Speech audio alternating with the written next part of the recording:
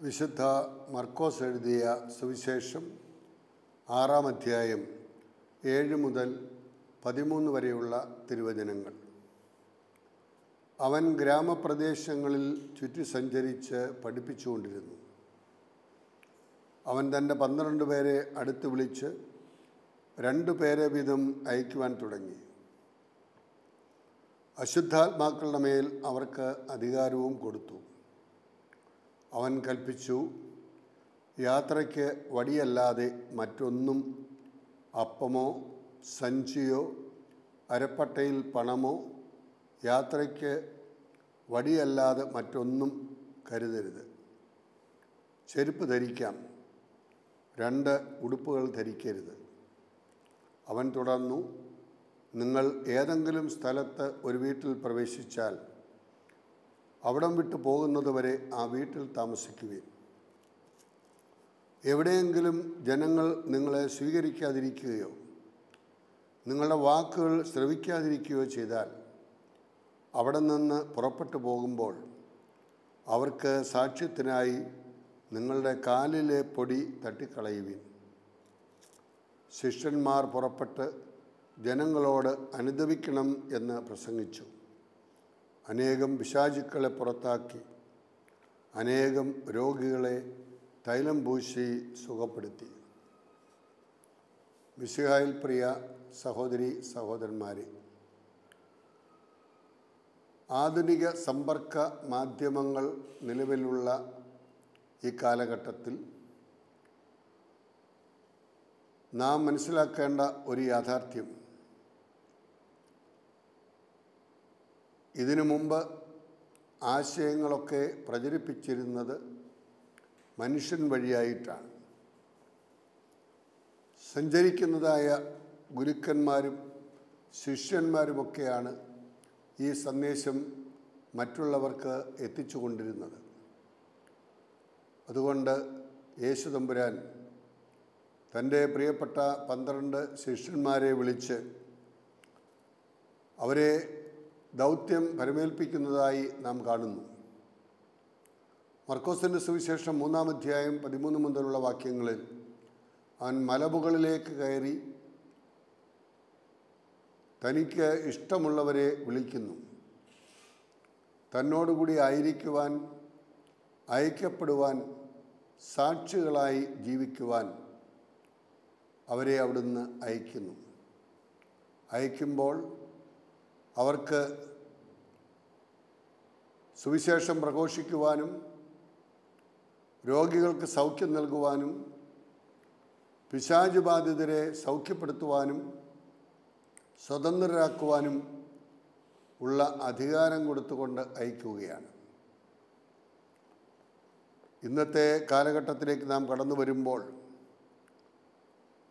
2 രംഗങ്ങളിലും ശിഷ്യന്മാരെ തിരഞ്ഞെടുക്കുന്ന ഭാഗത്തും അയക്കുന്നതായ ഭാഗത്തും യേശു അവരെ തൻ്റെ അടുത്തേക്ക് വിളിക്കുകയാണ്. ആ വിളി എന്ന് പറയുന്നത് അവരുടെ എന്തെങ്കിലും കഴിവോ മിടുക്കോ കുടുംബമാഹാത്മ്യമോ വിദ്യാഭ്യാസ യോഗ്യതയോ കണ്ടുകൊണ്ടല്ല എന്നുള്ളത് നമുക്കറിയാം. തിരഞ്ഞെടുത്തതായ വ്യക്തികൾ ഓരോരുത്തരെയും നോക്കുമ്പോൾ വിദ്യാഭ്യാസമുള്ളവരോ അല്ലെങ്കിൽ സമൂഹത്തിൽ എന്തെങ്കിലും സമുന്നത സ്ഥാനമുള്ള ആളുകളെയോ ആയിരുന്നില്ല വിളിച്ചത്. കണ്ടതും കേട്ടതും ജീവിതത്തിൽ അനുഭവിച്ചതുമായ സത്യത്തിന് സാക്ഷ്യം വഹിക്കുവാൻ ശിഷ്യന്മാർക്ക് സാധിക്കുന്നു. പിശാചുക്കളെ ബഹിഷ്കരിക്കുവാൻ അവർക്ക് സാധിക്കുന്നു. ഈ അധികാരം അവർക്ക് നൽകിയത് കർത്താവായ യേശു ക്രിസ്തുവാണ്. എന്നിട്ട് അവിടുന്ന് 2 പേരെ വീതം അയക്കുകയാണ്. അത് യഹൂദരുടെ ഒരു രീതിയാണ് ഇവിടെ യേശു അനുധാവനം ചെയ്യുന്നത്. സഭാപ്രസംഗകൻ്റെ പുസ്തകം 4-ാം അധ്യായം 9 മുതൽ 12 വരെയുള്ള വാക്യങ്ങളിൽ സാക്ഷ്യം വഹിക്കുവാൻ 2 പേരുടെ സാന്നിധ്യം ഉണ്ടായിരിക്കണം എന്നുള്ളതാണ് അവിടെ നാം കാണുന്നത്. വീണ്ടും നിയമ ആവർത്തന പുസ്തകം 19-ാം അധ്യായത്തിൻ്റെ 15-ാം വാക്യത്തിൽ ഒരു കാര്യം അംഗീകരിക്കപ്പെടുന്നിടത്ത് 2 പേരുടെ സാക്ഷ്യം ആവശ്യമാണെന്നും അവിടെ കാണുന്നുണ്ട്. ആദിമസഭയിൽ നിലവിലിരുന്ന പ്രേക്ഷിത പ്രവർത്തന രീതിയാണ് ഇവിടെ പ്രതിപാദിക്കുന്നത്.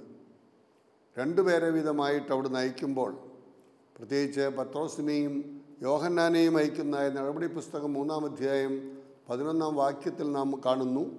ബർന്നബാസിനെയും പൗലോസിനെയും അയക്കുന്നതായി നടപടി പുസ്തകത്തിൻ്റെ 11-ാം അധ്യായം 25-ാം വാക്യത്തിൽ നാം കാണുന്നു. ശിഷ്യർ ദൈവരാജ്യത്തിൻ്റെ പ്രഘോഷകരായി അവരുടെ സന്ദേശത്തിൻ്റെ ആധികാരികതയിൽ പ്രവർത്തിക്കുമ്പോൾ, രോഗികൾക്ക് സൗഖ്യം നൽകുവാൻ, പിശാച് ബാധിതരെ അതിൽ നിന്നും മോചിപ്പിക്കുവാനുള്ള അധികാരം കൊടുത്തുകൊണ്ടാണ് അയക്കുന്നത്. മർക്കോസ് പ്രത്യേകമായിട്ട് പിശാചുക്കളെ ബഹിഷ്കരിക്കുന്നതിനുള്ള അധികാരത്തെക്കുറിച്ച് പരാമർശിക്കുന്നുണ്ട്. ശിഷ്യർ പ്രവർത്തിക്കുന്നത് യേശുവിൻ്റെ ശക്തിയാലാണ്, അല്ലാതെ അവരുടെ ശക്തിയാലല്ല. ഇത് ബാധ ഒഴിപ്പിക്കുവാൻ in the name of Jesus, യേശുക്രിസ്തുവിൻ്റെ നാമത്തിൽ എന്ന് പറഞ്ഞുകൊണ്ടാണ് അവർ പിശാചുക്കളെ പുറത്താക്കുന്നത്. അശുദ്ധാത്മാക്കളെ പുറത്താക്കുവാൻ അവരെ ശക്തിയുള്ളവരാണ് എങ്കിൽ നിശ്ചയമായും മറ്റെല്ലാ കാര്യങ്ങളിലും അവർക്ക് വേണ്ടതായ ശക്തി അയച്ചവൻ നൽകിക്കൊണ്ടാണ് അയക്കുന്നത്. അയച്ചവൻ കൂടെയുണ്ട്, അവൻ്റെ ഇഷ്ടം നിറവേറ്റുകയാണ് അവരുടെ ദൗത്യമെന്നുള്ള ബോധ്യത്തോടുകൂടി അവർ പ്രവർത്തിക്കുകയാണ്. യാത്രയ്ക്ക് ചില കാര്യങ്ങൾ ആവശ്യമില്ല എന്ന് എടുത്തു പറയുന്നുണ്ട്. അവരെ ചുമതലപ്പെടുത്തി അയക്കുമ്പോൾ അവിടുന്ന് പറയുകയാണ്, യാത്ര അവരെ സംബന്ധിച്ചിടത്തോളം നമ്മുടെ എല്ലാവരുടെയും ജീവിതം ഒരു യാത്രയാണ്. ശിഷ്യന്മാരുടെ മാത്രമല്ല, ദൈവത്തിൽ നിന്ന് ആരംഭിക്കുന്ന യാത്ര, ദൈവാനുഗ്രഹത്താൽ മാതാപിതാക്കളുടെ ദാമ്പത്യ സ്നേഹത്തിൽ നിന്ന് ആരംഭിക്കുന്ന യാത്ര, ദൈവം അനുവദിച്ചിടത്തോളം കാലം അനുവദിച്ചതായ ഭൂപ്രദേശങ്ങളിൽ നാം വസിക്കുന്നു. അതിൻ്റെ പൂർണ്ണതയിൽ എവിടെ നിന്നും വന്നുവോ അവിടെ തിരികെ എത്തിച്ചേരുമ്പോഴാണ് ആ യാത്ര പൂർണ്ണമാകുന്നത്. ഇവിടെ യാത്രയെക്കുറിച്ച് പറയുമ്പോൾ ഒരു ഗ്രീക്ക് പദമാണ് ഉപയോഗിച്ചിരിക്കുന്നത്, ഹോദോസ്. ഹോദോസ് എന്ന് പറയുമ്പോൾ അതിൻ്റെ വഴി എന്നാണ് അതിൻ്റെ അർത്ഥം. ശിഷ്യത്വത്തിൻ്റെ വഴിയായി അതിനെ അവർ കാണണം. അവരാശ്രയിക്കുന്നത് തങ്ങളിൽ തന്നെ ആയിരിക്കരുത്, അവർ ദൈവത്തിൽ ആശ്രയിക്കുക. അതിനുവേണ്ടിയാണ് അവിടുന്ന് അവർക്ക് ഈ പ്രബോധനങ്ങൾ നൽകി അയക്കുന്നത്. വടിയെ സംബന്ധിച്ചിടത്തോളം മലമ്പ്രദേശത്തോടുള്ള യാത്രയിൽ ഒരു വടി ആവശ്യമാണ്. സംരക്ഷണത്തിന് അത് പ്രയോജനപ്രദമാണ് എന്നുള്ളതിൽ സംശയമില്ല. പഴയ നിയമത്തിൽ വടി അധികാരത്തിൻ്റെയും ശക്തിയുടെയും അടയാളമായി പൂർവികർ അടിമത്തത്തിൽ നിന്ന് ഇസ്രായേൽ മക്കൾ അടിമത്തത്തിലേക്ക് നീങ്ങുന്ന ആ സാഹചര്യത്തിലും അവിടെ നിന്ന് പുറപ്പെട്ട് കാനാൻ നാട്ടിലേക്ക് പോകുന്ന സാഹചര്യത്തിലുമൊക്കെ പുറപ്പാട് പുസ്തകം 4-ാം അധ്യായം 20-ാം വാക്യത്തിൽ അവർ വടി ഉപയോഗിച്ചുകൊണ്ടാണ് സഞ്ചരിക്കുന്നത്.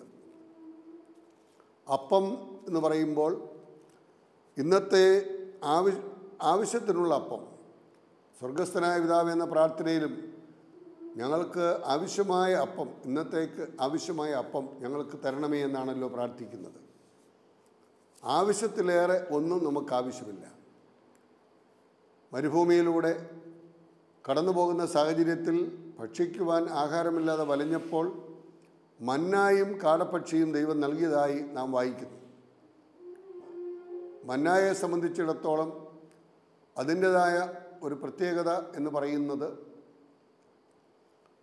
അത് ഒരു ദിവസം കഴിഞ്ഞാൽ പിന്നെ അത് ഉപയോഗിക്കാനൊക്കില്ല, അത് കേടായിപ്പോകും. അതുകൊണ്ട് അത് ശേഖരിച്ചു വച്ചാൽ പിറ്റേ ദിവസത്തേക്ക് ഉപയോഗിക്കാനൊക്കില്ല. അതുകൊണ്ട് ദൈവത്തിൽ ആശ്രയിച്ചുകൊണ്ട് അന്നന്നത്തെ ആഹാരം, നാളെക്കുറിച്ചുള്ള ആകുലതയല്ല, അന്നന്നത്തെ ആഹാരം ദൈവം നൽകും. തൻ്റെ ശുശ്രൂഷകർക്ക് ആവശ്യമായ ആഹാരം അവിടുന്ന് നൽകും. അതുകൊണ്ടാണ് അവിടുന്ന് അപ്പത്തെക്കുറിച്ചുള്ള സൂചന നൽകുന്നത്. സഞ്ചി ആവശ്യത്തിനുള്ള ഭക്ഷണം അടുത്ത നാളത്തേക്ക് കരുതുവാനാണ് അവരുപയോഗിച്ചിരുന്നത്.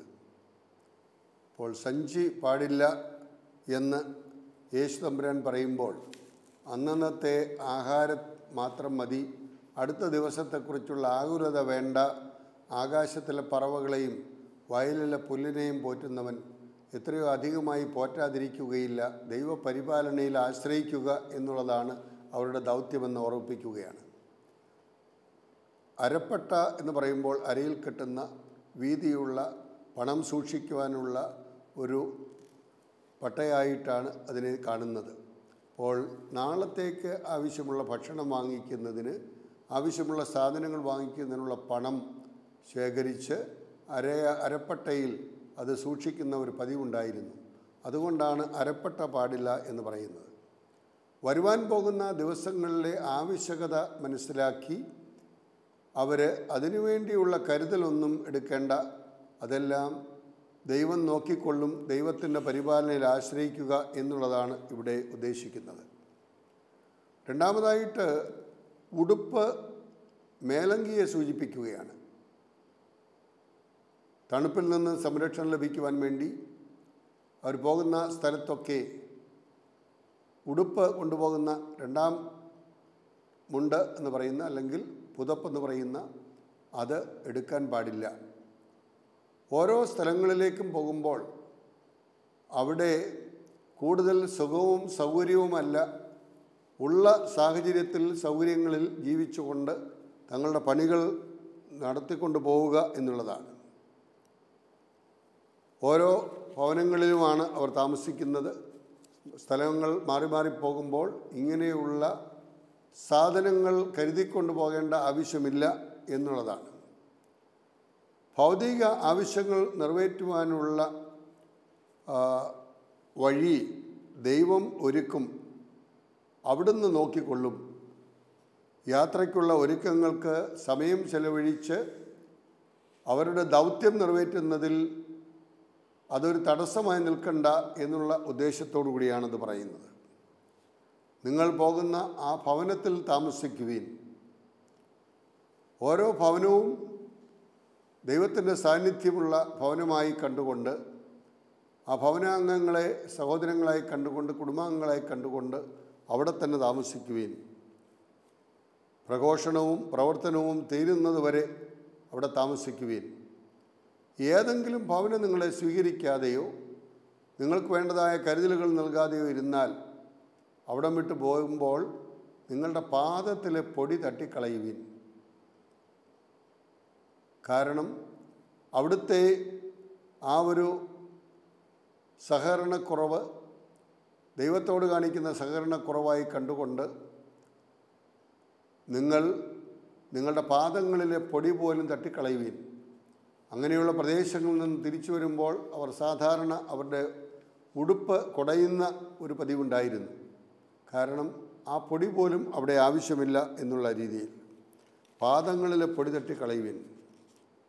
നെഹമ്യായുടെ പുസ്തകം 5-ാം അധ്യായം 13-ാം വാക്യത്തിൽ വസ്ത്രം കുടയുന്നത് തള്ളിക്കളയുന്നതിൻ്റെ ഒരു പ്രതീകമായിട്ടാണ്. വീണ്ടും ഏതെങ്കിലും കാര്യത്തിന് വിജാതീയ പ്രദേശങ്ങളിൽ പോകേണ്ടി വന്നാൽ തിരിച്ച് ഇസ്രായേൽ ഭവനത്തിലേക്ക് വരുമ്പോൾ കാലിലെ അശുദ്ധമായ പൊടി തട്ടിക്കളയുക എന്നുള്ള ഒരു രീതി അവർ അനുധാവനം ചെയ്തു വന്നിരുന്നു. സുവിശേഷം സ്വീകരിക്കാത്തവർ മറ്റുള്ള ആളുകളാണ്. അവരോട് ദൈവത്തിൽ നിന്ന് ദൈവത്തിൻ്റെ വാക്കുകൾ നിരസിച്ചതിനാൽ അവരോട് വളരെ കർക്കശമായ രീതിയിലാണ് ഇടപെട്ടിരുന്നത്. ആ ഒരു പശ്ചാത്തലത്തിലാണിത് പറയുന്നത്. ശിഷ്യരുടെ ശുശ്രൂഷ എന്ന് പറയുന്നത് അതിൻ്റെ തുടക്കമാണ്.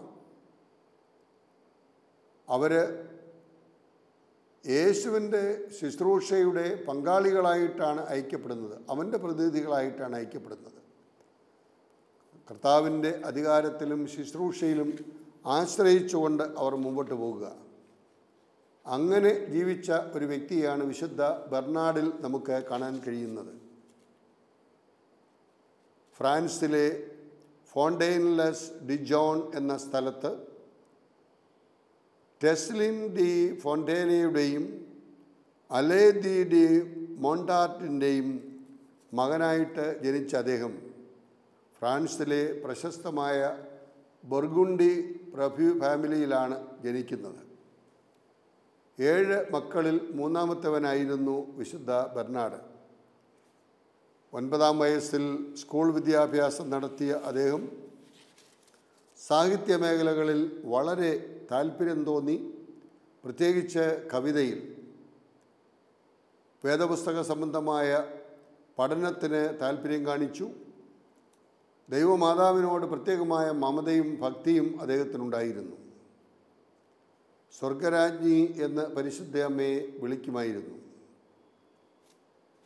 സ്കോളാസ്റ്റിക് ദൈവശാസ്ത്രജ്ഞന്മാർ ദൈവമാതാവിനെ യുക്തിയുടെ തലത്തിൽ അവതരിപ്പിക്കുവാൻ ബെർണാഡ് ദൈവമാതാവിൻ്റെ വ്യക്തിപരമായ ഒരു സമീപനം, ഹൃദയപരമായ ഒരു സമീപനം പാലിച്ചിരുന്നു എന്നുള്ളത് നാം മനസ്സിലാക്കുകയാണ്. ബെർണാഡിന് 19 വയസ്സുള്ളപ്പോൾ അദ്ദേഹത്തിൻ്റെ വാത്സല്യ അമ്മ ഈ ലോകത്തെ വിട്ട് കടന്നുപോയി. യൗവനത്തിൻ്റെ ആകർഷങ്ങളും അതിൻ്റെതായ സുഖസൗകര്യങ്ങളുമൊന്നും അദ്ദേഹത്തെ ബാധിച്ചില്ല. അമ്മയുടെ വേർപാടിന് ശേഷം പ്രാർത്ഥനയിൽ സമയം ചിലവഴിക്കുന്നതിൽ, ഏകാന്തതയിൽ സമയം ചിലവഴിക്കുന്നതിൽ അദ്ദേഹം ശ്രദ്ധിച്ചിരുന്നു. നിഷ്കളങ്കമായി ജീവിക്കുകയും കയ്യിൽ കിട്ടുന്നതെല്ലാം മറ്റുള്ളവർക്ക് അവരുടെ ആവശ്യങ്ങൾ അറിഞ്ഞ് ഔദാര്യത്തോടെ സംഭാവന ചെയ്യുകയും ചെയ്ത ഒരു വ്യക്തിയായിട്ടാണ് അദ്ദേഹം വളർന്നു വരുന്നത്. 23-ാമത്തെ വയസ്സിൽ തൻ്റെ സഹോദരങ്ങളോട് ചേർന്ന് അദ്ദേഹം സൈറ്റോ എന്ന് പറയുന്ന ആശ്രമത്തിലേക്ക് കടന്നു ചെല്ലുന്നു. ഓരോ ദിവസവും അദ്ദേഹം പറയുമായിരുന്നു, ബെർണാഡെ, നീ എന്തിനാണ് ഈ ആശ്രമത്തിൽ വന്നിരിക്കുന്നത്? അദ്ദേഹം തന്നോട് തന്നെ ചോദിക്കുമായിരുന്നു. അങ്ങനെയുള്ള ചോദ്യത്തിൻ്റെ ഫലമായിട്ട് ലോക സുഖങ്ങളെയും സൗകര്യങ്ങളെയും ഒട്ട വിട്ടുപേക്ഷിച്ച അദ്ദേഹം സന്യാസിയായി മാറിക്കഴിഞ്ഞപ്പോൾ ആശ്രമത്തിലേക്ക് വരുന്ന മക്കളോട് അദ്ദേഹം പറയുമായിരുന്നു, നിങ്ങളുടെ ശരീരം ആ വാതിക്കൽ വിട്ടിട്ട് ആത്മാവിനെയാണ് ഇവിടേക്ക് പ്രവേശിപ്പിക്കേണ്ടത്. അതിൻ്റെ അർത്ഥം നിങ്ങളുടെ സുഖത്തിൻ്റെയും അതുപോലെയുള്ള സൗകര്യങ്ങളുടെയും മാർഗമാണ് ഈ ആശ്രമത്തിൽ അന്വേഷിക്കുന്നതെങ്കിൽ അതല്ല, തീവ്രമായ ഒരു ജീവിതമാണ് നമ്മിൽ നിന്നും ദൈവം പ്രതീക്ഷിക്കുന്നത് എന്നുള്ള രീതിയിൽ അവിടുത്തെ അന്തേവാസികൾക്ക് വലിയ ഒരു മാതൃകയായിരുന്നു. അദ്ദേഹം ജർമ്മനി, സ്വീഡൻ, അയർലൻഡ്, ഇംഗ്ലണ്ട് മുതലായ സ്ഥലങ്ങളിൽ ഏതാണ്ട് 136ഓളം ആശ്രമങ്ങൾ സ്ഥാപിച്ചു. അതുകൊണ്ട് വിശുദ്ധ ബെനഡിക്റ്റിൻ്റെ ജീവിതചര്യ കൂടുതൽ പ്രാവർത്തികമാക്കി അതേസമയം അതിൻ്റെ അന്തസ്സത്ത കാത്തു സൂക്ഷിച്ചുകൊണ്ട് ജീവിക്കുവാൻ പരിശ്രമിച്ചതിൻ്റെ ഫലമായി അദ്ദേഹത്തെ സഭയുടെ 2ാമത്തെ സ്ഥാപകൻ എന്ന് വിശേഷിപ്പിക്കുകയുണ്ടായി. ബെർണാഡ് ആരംഭിച്ച സിസ്റ്റേഷ്യൻ സഭ പ്രസിദ്ധമായ ട്രാപ്പിസ്റ്റ് സന്യാസ സമൂഹമായി അതിനെ പിന്നീട് അറിയപ്പെടുന്നു. വിശുദ്ധ മാർപ്പാപ്പ എവ്ജീനിയസ് ഈ സഭയിലെ ഒരംഗമായി വിശുദ്ധ ബെർണാഡിൻ്റെ ശിഷ്യനായി ജീവിച്ച ആളായിരുന്നു. മാർപ്പാപ്പയെ സന്ദർശിച്ച അവസരത്തിൽ ബെർണാഡിൻ്റെ ഉപദേശങ്ങൾ മാർപ്പാപ്പ ആരായുമായിരുന്നു. അങ്ങനെയുള്ള നല്ല ഉപദേശങ്ങളൊക്കെ മാർപ്പാപ്പായി കൊടുക്കുന്ന അവസരത്തിൽ അദ്ദേഹം പറഞ്ഞു, വളരെ തിരക്കിനിടയിലും പ്രാർത്ഥിക്കുവാനും ധ്യാനിക്കുവാനും മറക്കരുത്, അതിനുള്ള സമയം കണ്ടെത്തണം എന്ന്. ഏതൊരു സന്യാസിയുടെയും ജീവിതത്തിൽ അത് ഏറെ ആവശ്യമാണ്. ജോലികളൊക്കെ ഉണ്ട് എന്ന് പറഞ്ഞ് നമ്മുടെ പ്രാർത്ഥനയും ധ്യാനവും ദൈവികമായ അനുഭവങ്ങളും ഒക്കെ മാറ്റിവെക്കുവാൻ പാടില്ല എന്നുള്ള സൂചനയാണ് മാർപ്പാപ്പായ്ക്ക് അദ്ദേഹം കൊടുത്തത്. അദ്ദേഹം ആശ്രമത്തിൻ്റെ അന്തഃസത്തയിൽ ജീവിച്ചുകൊണ്ട് രണ്ടാം കുരിശുയുദ്ധത്തിന് വേണ്ടിയുള്ള പ്രസംഗങ്ങളൊക്കെ സജ്ജീകരിച്ച് കാര്യങ്ങളൊക്കെ നിർവഹിച്ചുകൊണ്ടിരിക്കുന്ന ഒരു പശ്ചാത്തലത്തിലാണ് പരിശുദ്ധ അമ്മയോടുള്ള ഭക്തിയിൽ എത്രയും ദയുള്ള മാതാവേ എന്ന പ്രാർത്ഥന അദ്ദേഹം എഴുതി അമ്മയോട് ആ ഭക്തി പ്രകടിപ്പിക്കുകയും മറ്റുള്ളവരെ ആ പ്രാർത്ഥന ചൊല്ലുവാൻ പ്രോത്സാഹിപ്പിക്കുകയും ചെയ്തു. എത്രയും ദയുള്ള മാതാവേ, നിൻ്റെ സങ്കേതത്തിൽ ഓടിവന്ന് നിൻ്റെ സഹായം അപേക്ഷിച്ച് നിൻ്റെ മാധ്യസ്ഥം യാചിച്ചവരിൽ ഒരുവനെയും ഉപേക്ഷിച്ചതായി ലോകത്തിൽ കേട്ടിട്ടില്ല എന്നോർക്കണമേ. കന്യകളുടെ രാജ്ഞി ദയുള്ള മാതാവേ, ഇപ്രകാരമുള്ള വിശ്വാസത്താൽ ധൈര്യം പ്രാപിച്ച് നിൻ്റെ തൃപ്പാദത്തിങ്കൽ ഞാൻ അടുത്തു വരുന്നു. പാപിയായി ഞാൻ നെടുവീർപ്പോടും കണ്ണുനീരോടും കൂടി നിന്റെ ദയാധിക്യത്തെ പ്രതീക്ഷിച്ചുകൊണ്ട് തിരുസന്നിധിയിൽ നിൽക്കുന്നു. അവതരിച്ച വചനത്തിൻ മാതാവേ, എൻ്റെ അപേക്ഷ നിരസിക്കാതെ ദയാപൂർവം കേട്ടറിയണമേ എന്ന് അമ്മയോട് ദിവസവും അദ്ദേഹം പ്രാർത്ഥിക്കുമായിരുന്നു. വളരെ തീവ്രമായ തൻ്റെ പ്രവർത്തനങ്ങളിലൂടെ വിശുദ്ധ ബെർണാഡ് തമ്പുരാന് തന്നെ സമർപ്പിച്ചുകൊണ്ട് ജീവിച്ച സാഹചര്യത്തിൽ ഈ ലോകത്തെ വിട്ട് കടന്നു പോകുവാനുള്ള സമയം സമാഗതമായി എന്നുള്ള സൂചന മനസ്സിലാക്കിക്കൊണ്ട് 62-ാമത്തെ വയസ്സിലാണ് അദ്ദേഹം ഈ ലോകത്തെ വിട്ട് കടന്നു പോകുന്നത്. എന്തായിരുന്നു അദ്ദേഹത്തിൻ്റെ പ്രത്യേകത? യേശുവിൻ്റെ ശൂന്യവൽക്കരണം. എല്ലാമുള്ളവൻ ഒന്നുമില്ലാത്തവനെ പോലെ ഈ ലോകത്തിലേക്ക് കടന്നു വന്ന് ഒന്നുമല്ലാത്തവനായി ജീവിച്ചു. ഒരു പ്രഭു കുടുംബത്തിൽ, ഗോണ്ടി പ്രഭുവിൻ്റെ കുടുംബത്തിൽ ജനിച്ചു വളർന്ന അദ്ദേഹത്തെ സംബന്ധിച്ചിടത്തോളം ഒന്നിനും ഒരു കുറവില്ലായിരുന്നു. എന്നാൽ അവയെല്ലാം വിട്ടുപേക്ഷിച്ചുകൊണ്ട് തമ്പുരാനെ സമ്പത്തായി കണ്ടുകൊണ്ട് ദാരിദ്ര്യം, ബ്രഹ്മചര്യം, അനുസരണം എന്നീ വ്രതത്രയങ്ങളിലൂടെ ദൈവത്തോട് കൂടുതൽ ഐക്യപ്പെട്ട് ജീവിക്കുവാൻ അദ്ദേഹം പരിശ്രമിച്ചു. മത്തായിയുടെ സുവിശേഷം 19-ാം അധ്യായം 16 മുതൽ 21 വരെയുള്ള വാക്യങ്ങളിൽ ഒരു ചെറുപ്പക്കാരൻ യേശുവിനെ സമീപിച്ചുകൊണ്ട് ദൈവരാജ്യം അവകാശപ്പെടുത്തുവാൻ ഞാൻ എന്ത് ചെയ്യണമെന്ന് ചോദിച്ചു. കൽപ്പനകൾ പാലിക്കുക, അവയെല്ലാം ചെയ്യുന്നുണ്ട്. നീ പരിപൂർണനാകുവാൻ ആഗ്രഹിക്കുന്നുവെങ്കിൽ പോയി നിനക്കുള്ളതെല്ലാം വിറ്റ് ദരിദ്രർക്ക് കൊടുക്കുക, എന്നിട്ട് എന്നെ അനുഗമിക്കുക. ആ ചെറുപ്പക്കാരന് അനുഗമിക്കുവാൻ കഴിഞ്ഞില്ല. കാരണം അവന് ധാരാളം സ്വത്തുക്കളുണ്ടായിരുന്നു. നമ്മെ സംബന്ധിച്ചിടത്തോളം ദൈവത്തെ സ്നേഹിക്കുവാനും സേവിക്കുവാനും ദൈവത്തോടുകൂടി ഈ ലോകത്തിലും പരലോകത്തിലും ആയിരിക്കുവാനുള്ള ഒരു വിളിയാണ് അവിടുന്ന് നമുക്ക് നൽകിയിരിക്കുന്നത്. കാരുണ്യ പ്രവർത്തകരായി മാറണം എന്നുള്ളതാണല്ലോ പരിശുദ്ധ പിതാവ് ഫ്രാൻസിസ് മാർപ്പാപ്പായും നമ്മെ ഓർമ്മിപ്പിക്കുന്നത്. പാവപ്പെട്ടവർക്ക് ഭക്ഷണം നൽകുക, ഭവനമില്ലാത്തവർക്ക് സംരക്ഷണം നൽകുക, വസ്ത്രമില്ലാത്തവർക്ക് വസ്ത്രം നൽകുക, രോഗികളെ സന്ദർശിക്കുക, അവരെ സുഖപ്പെടുത്തുക, സുവിശേഷ മൂല്യങ്ങളിൽ അധിഷ്ഠിതമായ ഒരു ജീവിതം നയിച്ചുകൊണ്ട് ആ ജീവിതത്തെ പ്രോത്സാഹിപ്പിക്കുക. നിത്യജീവൻ പ്രാപിക്കുവാൻ ഞാൻ എന്ത് ചെയ്യണമെന്ന് യേശു തന്നെ അനുധാവനം ചെയ്യുവാൻ ആഗ്രഹിച്ചു വന്ന യുവാവിനോട് പോയി നിനക്കുള്ളതെല്ലാം വിറ്റ് ദരിദ്രർക്ക് കൊടുക്കുക എന്ന് പറയുമ്പോൾ അവന് അനുധാവനം ചെയ്യുവാൻ സാധിച്ചില്ല എന്നുകൂടി നാം മനസ്സിലാക്കണം. ഇഗ്നേഷ്യസ് ലയോളയെ സംബന്ധിച്ചിടത്തോളവും ആറ്റിറ്റ്യൂഡിലുള്ള, മനോഭാവത്തിലുള്ള മാറ്റമാണ് ഏറ്റവും വലുത് എന്ന് അദ്ദേഹം പറയുന്നുണ്ട്.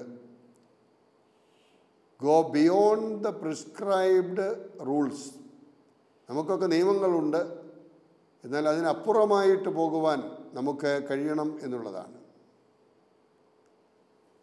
അതിന് ദൈവത്തിൽ ആശ്രയിക്കുക, നമ്മിൽ ആശ്രയിക്കാതെ പരിപൂർണമായ ദൈവത്തിൽ ആശ്രയിക്കുക. ആ ഒരു ആത്മീയ ശക്തി നാം നേടിയെടുക്കുമ്പോൾ മറ്റ് കുറവുകളൊക്കെ അവിടെ പരിഹരിക്കപ്പെടുകയാണ്. സന്യാസ സമൂഹത്തിൻ്റെ ആപത്തായി വിശുദ്ധ ബെർണാഡിനെ ഉയർത്തിയപ്പോൾ അദ്ദേഹത്തിൻ്റെ പ്രാർത്ഥന, കർത്താവായ യേശുക്രിസ്തുവേ, അങ്ങയോട് താതാത്മ്യപ്പെട്ടുകൊണ്ട് ജീവിക്കുവാനുള്ള അനുഗ്രഹം എനിക്ക് നൽകണമേ. എൻ്റെ ലൗകികമായ എല്ലാ അറ്റാച്ച്മെൻറ്റുകളും അവിടുന്ന് മാറ്റി അങ്ങയുമായിട്ടുള്ള ബന്ധത്തിൽ നിന്നും എനിക്ക് തടസ്സമായി നിൽക്കുന്ന എല്ലാറ്റിനെയും മാറ്റി അങ്ങയുമായി നിരന്തരമായി ഐക്യപ്പെട്ട് ജീവിക്കുവാനുള്ള വരം തരണമേ എന്നാണ്. പ്രിയ സഹോദരങ്ങളെ, ഇന്ന് ലോകത്തിൽ ജീവിക്കുന്ന നമ്മെ സംബന്ധിച്ചിടത്തോളം ഈ ലോകത്തിന് അനുരൂപപ്പെടരുത് എന്ന് യേശു സൂചിപ്പിക്കുമ്പോൾ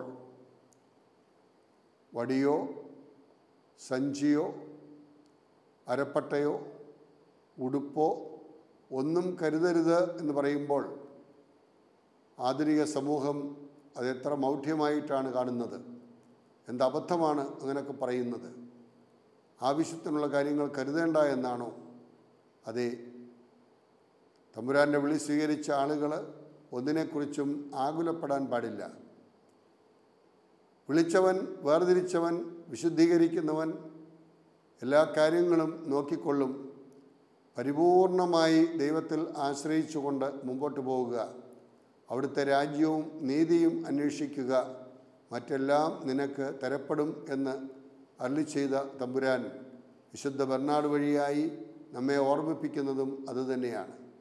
നമ്മുടെ സുവിശേഷ പ്രഘോഷണം അന്വർത്ഥമാകണമെങ്കിൽ, അർത്ഥവത്താകണമെങ്കിൽ ദൈവത്തെ നൽകുക എന്നുള്ളതായിരിക്കണം. അവിടുത്തെ സാന്നിധ്യമായി പ്രവർത്തിക്കുക എന്നുള്ളതായിരിക്കണം. എല്ലാ കാര്യങ്ങളും അവിടുത്തെ കരങ്ങളിൽ സമർപ്പിച്ചുകൊണ്ട് മുമ്പോട്ട് പോകുമ്പോൾ ഒരാകുലതയുമില്ലാതെ സന്തോഷത്തോടു കൂടി അവിടുത്തെ പ്രഘോഷിക്കുവാൻ, അവിടുത്തെ അനുധാവനം ചെയ്യുവാൻ, അത് മറ്റുള്ളവർ അനുഭവിക്കുവാൻ ഇടയാകണം എന്നുള്ള ഒരു സന്ദേശമാണ് വിശുദ്ധ ബെർണാഡ് നമുക്ക് നൽകുന്നത്.